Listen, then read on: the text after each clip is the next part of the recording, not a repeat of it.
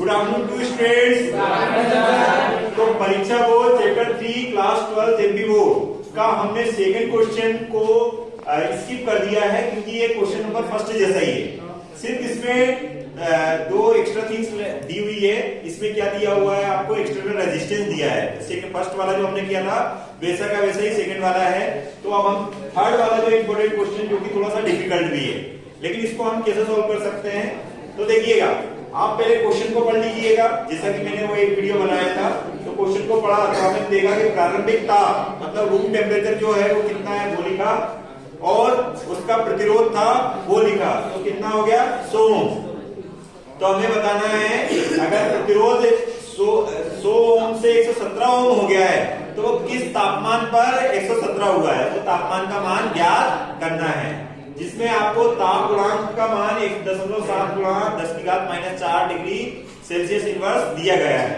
अब हमें याद रखना है फॉर्मूला। तो हमारे पास डायरेक्ट हम फॉर्मूला ऐसा लिख सकते हैं, अल्फा बराबर R minus R0 divided by R0 delta T। अब मैंने क्या किया, इनका क्रॉस मल्टीप्लिकेशन कर दिया। क्या कर दिया, क्रॉस मल्टीप्लिकेशन किया, और इसमें मैं मल्टीप्लाई करके ये डिवाइड में आ गया, इधर क्या आ गया, ये डिवाइड में आ गया। T का मान निकाला तो T नॉट माइनस वाला है हो जाएगा, प्लस हो जाएगा।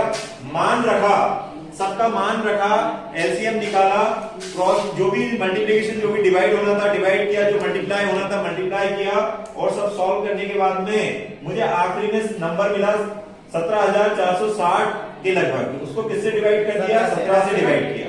जब 17 से डिवाइड किया तो ये 1027 डिग्री सेल्सियस के लगभग इस तापमान मिला। मतलब इस तापमान पर प्रतिरोध बढ़कर 100 डिग्री से कितना हो जाएगा, 117। मतलब इससे ये भी हमें सिद्ध हुआ कि तापमान बढ़ाने पर किसी चालक का प्रतिरोध बढ़ता है।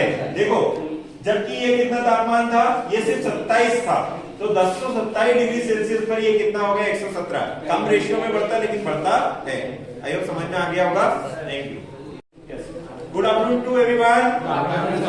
तो आज से हमने परीक्षा board chapter 3 class 12 MP board का आर्थिक प्रश्न सॉल्व करना शुरू कर दिया है, जिसमें पहला क्वेश्चन ही एनसीईआरटी का दिया है। और क्वेश्चन क्या है, बोल रहे हैं कि किसी कार्य में जो बैटरी लगी है उसका विद्युत वाहक बल कितना है, 12 वोल्ट है, और उसका आंतरिक प्रतिरोध कितना है, 0.4 ओम है। तो वो ये बोल रहे हैं कि अधिकतम धारा इससे कितनी ली जा सकती है।